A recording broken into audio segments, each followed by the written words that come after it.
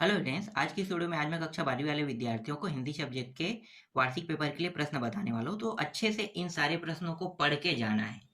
जो प्रश्न मैं बता रहा हूँ, इन्हीं प्रश्नों को पढ़ के जाना है। इसके अलावा बाकी जो प्रश्न है उसको पढ़ने की जरूरत नहीं है। तो सबसे पहले मैं आपको अपठित गद्यांश में बताऊंगा। अपठित गद्यांश में देख लो पहला, इसमें थोड़ा सा ज्यादा मैं बताने वाला हूँ क्योंकि हर एक सेट में अलग अलग अपठित गद्यांश आएगा। ए सेट में अलग आएगा, बी सेट में अलग आएगा, सी सेट में अलग आएगा। तीनों में अलग अलग अपठित गद्यांश देखने को मिलेगा। और अभी जो मैं बता रहा हूँ ये 12 अंक का है। तो 12 अंक के जो प्रश्न है उसके लिए आपको कौन सा अपठित गद्यांश देखना है वो मैं बता देता हूँ। तो देखो, सबसे पहला ये जो अपठित गद्यांश है इसके हेडिंग को पढ़ लेते हैं, क्योंकि ये जो अपठित गद्यांश है ये आपको आसानी से परीक्षा बोध परीक्षा सार में मिल जाएगा। तो वैदिक युग में भारत का प्रायः सबसे अधिक स्वाभाविक काल था। यही कारण है कि आज तक भारत के मन उस काल की ओर बार बार लोभ से देखता है। इतना काफी है, बाकी आप इसके हेडिंग से ढूंढ लोगे। तो एक ये हो गया। फिर दूसरा देखो, ये दूसरा,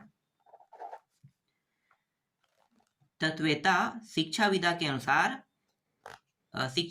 अनुसार विद्या दो प्रकार की होती है। इतना तो काफी ना, इतने में आप लोग ढूंढ लोगे।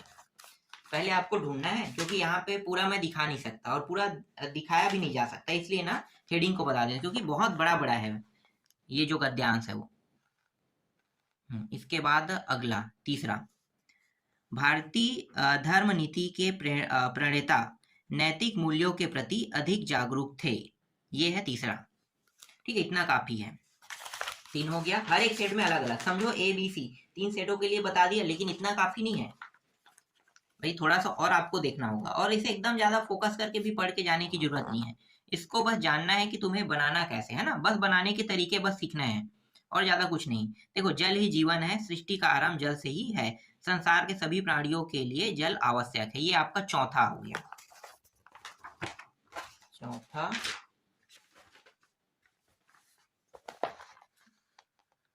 फिर ये पांचवा, इसका हेडिंग है, आज हमें विनम्रता की भावना की आवश्यकता है, हमें यह रूप त्याग देना चाहिए कि हम ठीक हैं। ये हो गया पांचवा। इसके बाद छठवां, भाषा का प्रमुख गुण है सृजनशीलता, हिंदी में सृजनशीलता का अद्भुत गुण है। तो ये हो गया छठवां।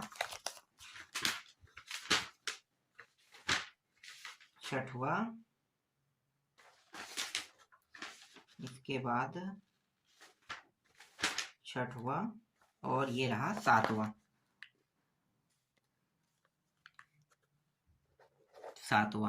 ये इकाई 1 में बहुत ही आसानी से मिल जाएगा, परीक्षा बोध परीक्षा सार दोनों में। तो देखो, सातवां, नम्रता ही स्वतंत्रता की जननी है, यह कथन उचित है। लोग भ्रमवश अहंकार को स्वतंत्रता की जननी मान लेते हैं। तो ये हो गया आपका सातवां।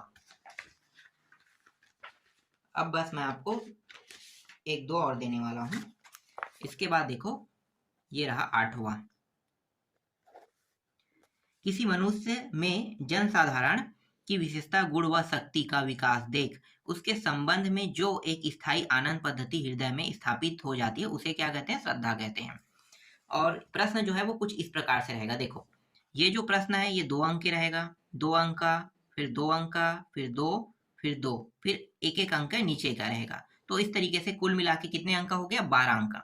तो 12 अंक के प्रश्न इसी तरीके से आपको देखने को मिलेगा। इसके बाद देखो, ये जो आपका 9वां, 9 ही दूंगा, ज्यादा देने की जरूरत नहीं है। आज हमें विनम्रता पूर्वक स्वीकार करना होगा कि आलोचना से कोई भी मनुष्य बच नहीं सकता। ठीक है, इतना काफी हेडिंग में। तो अभी मैं जो आपको बता रहा हूँ, ये जो 12-12 अंक के प्रश्न है अपठित गद्यांश जो बता रहा हूँ, इससे अगर ये नहीं आता है तो समझ जाओ कि ना वो बुक में मिलेगा, ना आपके परीक्षा बोध, ना परीक्षा सार में मिलेगा। इसलिए ज्यादा बेटर है कि इन्हीं को ही पढ़ के जाना है। इसके माध्यम से तुम टाइप को समझ सकते हो कि कैसे प्रश्नों को बनाना है, 2 अंक के प्रश्न कितना बड़ा होगा, 1 अंक का कितना बड़ा होगा, तो इससे ये समझ में आ जाएगा। तो यहाँ पे मैं पहले ही बता देता हूँ आप लोगों को, इसीलिए मैं बार बार कह रहा हूँ, इन प्रश्नों के अलावा तुम्हें और कोई दूसरा प्रश्न देखना ही नहीं है।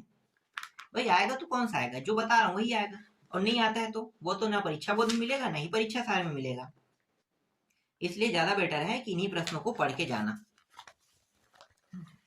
इसके बाद देखो, ये अब मैं आप लोगों को अधोलिखित अपठित गद्यांश को ध्यान पूर्वक पढ़कर इन, ये अपठित गद्यांश लिखा गया गलती से, काव्यांश है, काव्यांश पढ़कर इन पर आधारित प्रश्नों के उत्तर दीजिए, प्रश्नों के उत्तर देना है। तो मैं यहाँ पे हेडिंग इसके लिए भी पढ़ देता हूँ, ये पहला हो गया, ये आसानी से परीक्षा बोर्ड परीक्षा सार में मिल जाएगा। निर्भय स्वागत करो मृत्यु का, मृत्यु एक है विश्राम स्थल, ये हो गया, ठीक है, ये देख सकते हो। ये कुल 4 नंबर के आएगा। देखो चर्चा नंबर का बता रहा हूँ, 12 का मैंने बता दिया। अब चर्चा अंक के प्रश्नों के लिए देखते हैं, 9 प्रश्न इसमें भी देखेंगे। एक ये हो गया, दूसरा देखते हैं,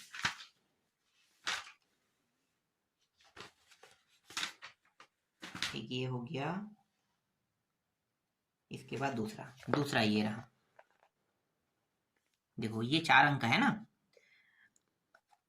अपना नहीं अभाव मिटा पाया जीवन भर, पर औरों के सभी अभाव मिटा सकता हूं, ये दूसरा हो गया। तो ये इसका दूसरा, 4 अंक का और 4 अंक का, देखो हर एक सेट में अलग अलग आएगा 4-4 अंक का। ये तीसरा हो गया। माना आज मशीन युग में समय बहुत महंगा है, लेकिन तुम थोड़ा अवकाश निकालो, इतना काफी है, बाकी आपको मिल जाएगा। 4 अंक का ये भी रहेगा।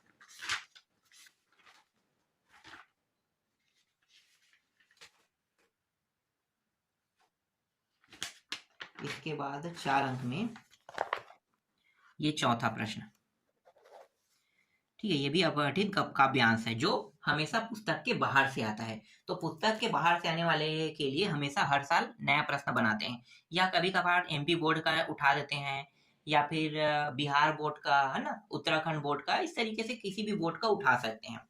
तो ये लोग ऐसे ही करते हैं, जो किसी न किसी मतलब बोर्ड में लिया गया प्रश्न है, उनको उठा के ये लोग ला देते हैं। देखो अब क्या है, इतना कुछ है भरा वैभव को कोष प्रकृति के भीतर, निज इच्छित सुख भोग सहज ही पा सके नारी नर। तो ये हो गया चौथा आपका। चौथा के बाद पांचवा, ठीक है, पांचवा ये रहा, ठीक है, 4 नंबर का रहेगा। क्या रोकेंगे प्रलय मेघिए, क्या विद्युत घन के नर्तन, मुझे ना साथी रोक सकेंगे सागर के गर्जन तर्जन। ठीक है, तो ये हो गया, 4 अंक रहेगा, 4 प्रश्न रहेगा, हर एक प्रश्न 1-1 अंक। देखो जैसे कि यहाँ पे उत्तर भी है, प्रश्नों के उत्तर, तो देख सकते हो 1 2 3 4, हर एक प्रश्न 1-1 अंक का रहेगा, और हर एक सेट में अलग अलग प्रश्न आएगा।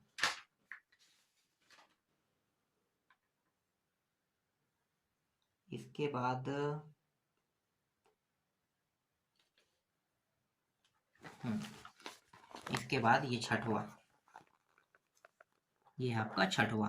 देखो वह तोड़ती पत्थर देखा उसे मैंने इलाहाबाद के पथ पर, ये भी 4 अंक रहेगा। अच्छे से देखना, क्योंकि गद्यांश तो बना लोगे, पद्यांश से 1 अंक के प्रश्न का उत्तर ढूंढना बहुत ही दिक्कत होता है, बहुत ज्यादा दिक्कत होता है। तो जब तुम फंसोगे तो ऐसी जगहों पे फंसोगे, इसीलिए ये चीज ध्यान से देखना। फिर 7वां देखो, मेरे स्वप्न तुम्हारे पास सहारा पाने आएंगे, इस बूढ़े पीपल की छाया से सुस्ताने आएंगे। ये हो गया आपका 7वां।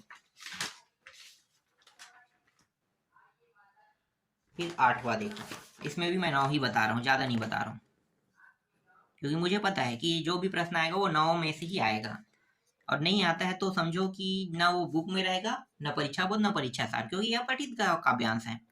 देखो, नव कोमल आलोक बिखरता हिम संस्कृति पर भर अनुराग, ठीक है, तो ये हेडिंग है, इसे मिल जाएगा। इसके बाद ये भी हो गया है ना। अब कौन सा बच्चा है, अरे 8वां था क्या, ये 9वां में कह दिया था ना, सॉरी, ये है 9वां।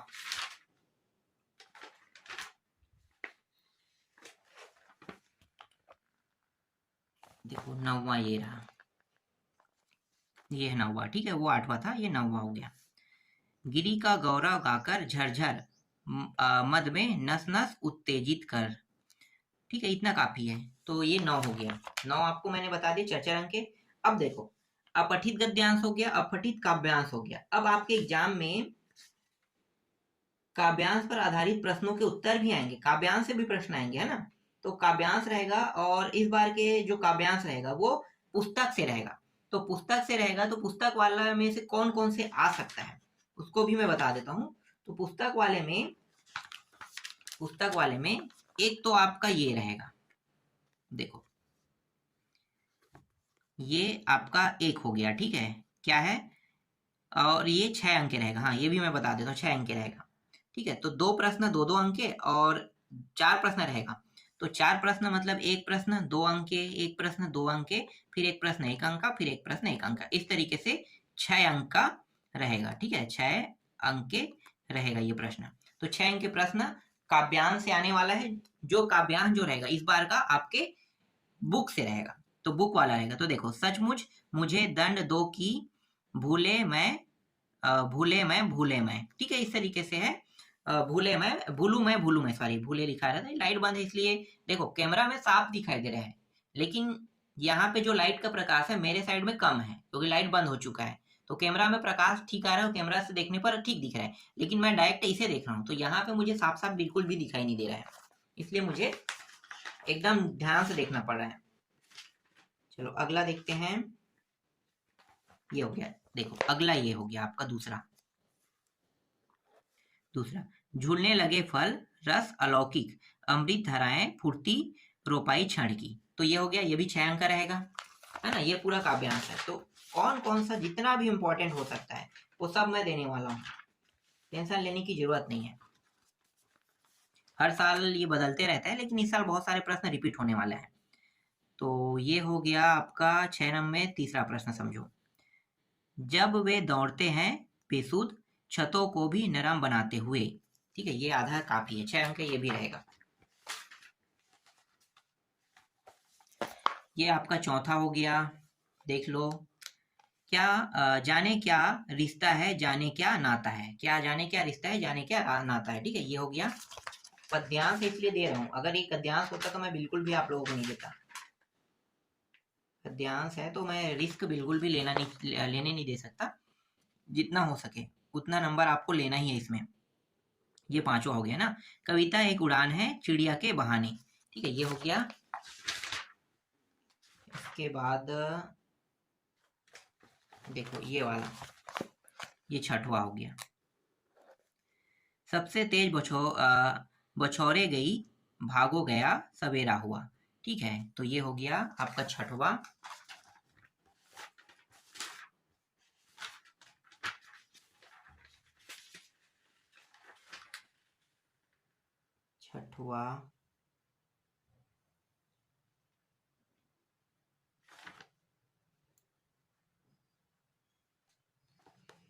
छठवा, उसके बाद और है क्या, एक मिनट में चेक कर रहा हूँ ना, मुझे तो और नहीं दिखाई दे रहे हैं।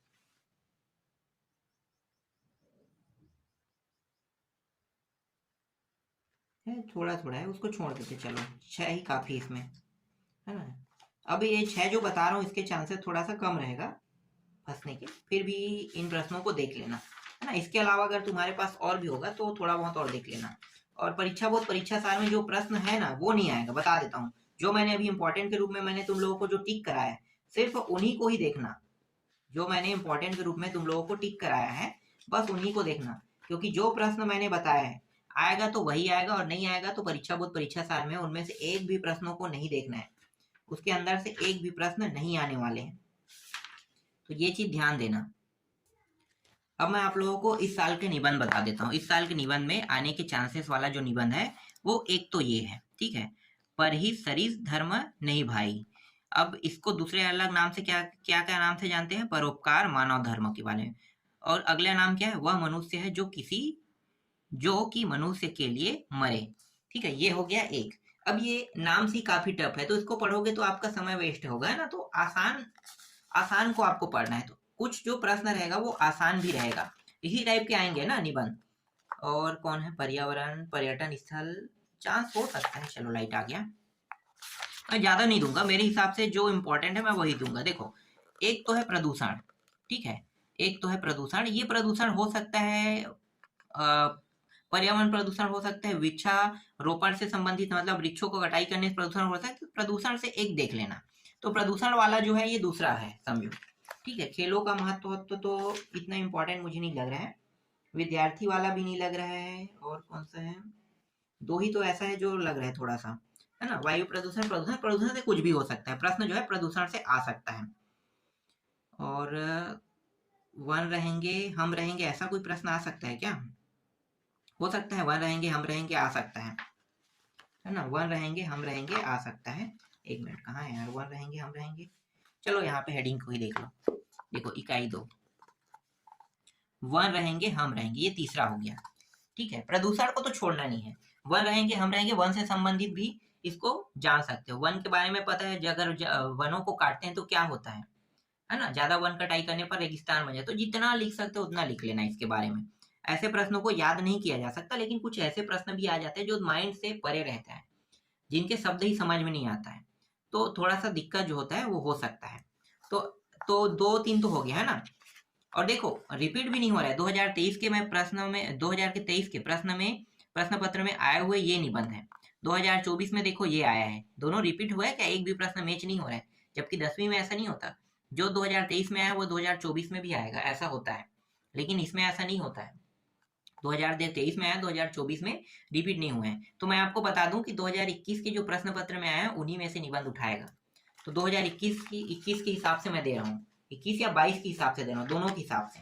तो 2021 और 22 के दिखा देता हूँ, 2021 का प्रश्न पत्र और 2021 का प्रश्न पत्र में देखो 2021 के प्रश्न पत्र में ये वाला है, महामारी कोरोना से नहीं आएगा, हटा दो, है ना। ऑनलाइन शिक्षा वर्तमान परीक्षा, ऑनलाइन शिक्षा से भी आ जाएगा तो भी दिक्कत नहीं है, ऑनलाइन शिक्षा अभी चालू है, जहां चाह वहां रहा नहीं आएगा, ये पर्यावरण प्रदूषण ही दिख रहा है। तो ये दोनों बस मुझे दिख रहा है, ऑनलाइन शिक्षा वर्तमान परीक्षा या फिर पर्यावरण प्रदूषण।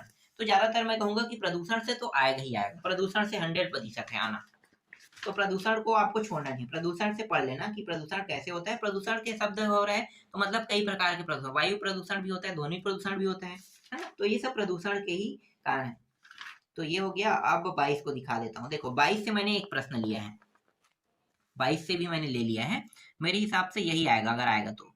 पर ही सरित धर्म नहीं भाई, है ना, सीमेंट उमेंट ये सब नहीं आएगा, नारी शक्ति ये सब चीज मुझे नहीं लगता है। और अभी चुनाव हो रहा है, तो चुनाव के बारे में कुछ तो आ सकता है, तो चुनाव से संबंधित मुझे लगता है लेटर आने वाला है। लेटर चुनाव से नहीं, नहीं लेटर चुनाव से क्यों आएगा यार, चलो छोड़ो, देखते हैं कौन सा लेटर आ सकता है। अब देखो लेटर आपको कौन सा पढ़ के जाना है, जो महत्वपूर्ण टॉपिक है वो तो मैंने बता दिया ना। और हाँ, 6 नंबर का एक चीज और आएगा, क्या आएगा ये देखो, अपठित। देखो यहाँ पे एक टॉपिक है, इसे मैं सजेस्ट नहीं करूंगा, ये रिपीट नहीं होगा। अधोलिखित गद्यांश को पढ़कर, ये अपठित गद्यांश नहीं है, ये सिर्फ गद्यांश है ना। तो अपठित गद्यांश ये नहीं है, ये गद्यांश है जो पुस्तक से बनाया गया है, तो हर साल ये नया बनाता है। तो 6 अंक के भी आएगा, 2-2 अंक के प्रश्न रहेगा, 3 प्रश्न रहेगा, और इसी से उत्तर ढूंढ के देना है। तो ये आसानी से मिल जाएगा, मतलब 6 नंबर यहाँ से आपका फिक्स हो जाएगा। 12 नंबर कहाँ से फिक्स हो जाएगा, आपका पठित गद्यांश से। तो 6 और 12 कितना होगा, 18, और 4 नंबर पंक्ति से हो जाएगा, तो कितना हो गया, 22 नंबर, है ना। और 4 नंबर आपका काव्यांश, काव्यांश भी हमेशा बुक के अंदर से आता है और बदलते रहता है, तो ये भी 6 अंक रहेगा, तो 28 नंबर। तो 28 नंबर के प्रश्न तो मैंने ऐसे ही बता दिया। अब आपका जो निबंध है वो कितने अंक का रहता है, सिर्फ 5 अंक का रहता है, सिर्फ 5 अंक का। तो 5 अंक के प्रश्नों को भी मैंने बता दिया, तो 5 अंक का कितना हो गया, 28 और 5 33, है ना, 33 अंक के हो गया। अब कौन सा आ सकता है एग्जाम में, क्या कहें, लेटर, है ना, लेटर रहेगा 5 अंक। देखो लेटर को भी 5 अंक दे दिया है। तो देखो यहाँ पे कौन सा आया था, कोरोना काल का आया था, ठीक है, कोरोना का नहीं आएगा, हटा दो इसको, ठीक है। चलो यहाँ पे मैं क्यों बता रहा हूँ यार, यहाँ से नहीं समझ में आएगा आप लोगों को, यहाँ से आ सकता है ना, वो महंगाई से भी एक निबंध आ सकता है। निबंध को देखना अच्छे से, कौन सा पढ़े समझ में नहीं आ रहा है, निबंध को पढ़ने की जरूरत नहीं है, बस 2-3 मैं बता रहा हूँ, बस उन्हीं को पढ़ लेना, क्योंकि आपको भी पता नहीं है कि कौन सा आएगा। बेरोजगारी, हाँ बेरोजगारी भी बहुत इंपॉर्टेंट है, लेकिन बेरोजगारी आना बंद हो गया है। देखते हैं कहाँ पे निबंध हुई,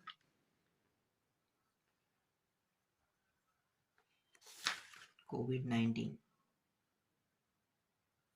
नहीं कोविड-19 का तो आएगा ही नहीं। देखो ये है एक जो 2022 के प्रश्न पत्र सेट में आया था। अब इसको बस इतना देखना है कि अगर देखो तुम्हें मैं बताता हूँ कि इसे बनाना कैसे, बस इतना ही बस जानना है। यहाँ पे क्या लिखा हुआ है, दुर्घटना पर ध्यान केंद्रित कर देखो, अमानक व अवस्थित सड़क निर्माण से हो रही दुर्घटनाओं पर ध्यान आकर्षण कराते हुए दैनिक समाचार पत्र के संपादक को एक पत्र लिखे। तो दैनिक समाचार पत्र, तो यहाँ पे किसका जिक्र हुआ है, दैनिक समाचार पत्र, है ना। तो समाचार पत्र मतलब इसके संपादक को लिखना है। तो जैसे यहाँ पे सेवा में लिखा है, सेवा में ना लिख के आप हमेशा क्या लिखना है, आपको प्रति लिखना है। प्रति लिखना है, ये सेवा में की जगह में डायरेक्ट आपको क्या लिख देना है, प्रति। प्रति, ठीक है, ये पूरा हट गया, इसके जगह में प्रति। प्रति के बाद ये किसको लिखने के लिए है, संपादक को। अब ये संपादक कहाँ का नाम नहीं बताया, तो अपने हिसाब से दैनिक भास्कर रायपुर, दैनिक भास्कर बिलासपुर, इस तरीके से संपादक का आप जिक्र कर सकते हो। ठीक है, जब भी कहेगा आप रायपुर और बिलासपुर ही लेना। ठीक है, रायपुर और बिलासपुर बेस में पेपर छपता है, इसलिए रायपुर और बिलासपुर ले लेना। ठीक, अब विषय आपको पता है किसका है, ये पूरा विषय वस्तु, इसको विषय वस्तु बना देना। अब अंदर में क्या लिखना है, इसको जैसे ही पढ़ के देखोगे पता चल जाएगा कि क्या लिखना होता है ऐसे प्रश्नों में। तो एक जो प्रश्न है वाला आएगा ही आएगा।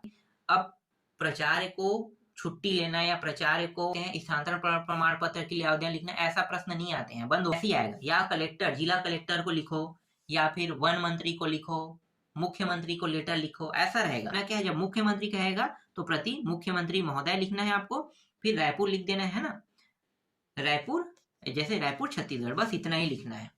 समझ में आ गया। जैसे कलेक्टर कह रहे हैं तो प्रति कलेक्टर महोदय, फिर जो जिले का कलेक्टर रहेगा अपने जिला कहेगा तो आप जिस जिला में रहते हो उस जिले का नाम लिखना है। जिला जैसे मेरा बेमेतरा है तो बेमेतरा जिला, फिर छत्तीसगढ़ लिख दूंगा। उसके बाद विषय, जैसे ध्वनिक विस्तारक यंत्र, ध्वनि विस्तारक यंत्र नहीं आता है, बंद हो गया ना, ध्वनि विस्तारक यंत्र नहीं आएगा, थोड़ा मजबूत प्रश्न आएगा। तो मजबूत प्रश्न में मैं दिखा देता हूँ कैसे आते हैं मजबूत प्रश्न। तो बस ये समझना है, मैं अभी बताऊंगा उनमें से कोई नहीं आएगा, अलग प्रश्न आएगा, एकदम अलग। इसलिए मैं तुम्हें पहले ही बता देता हूँ कि जब तुम इसकी तैयारी करोगे तो वह कैसे है।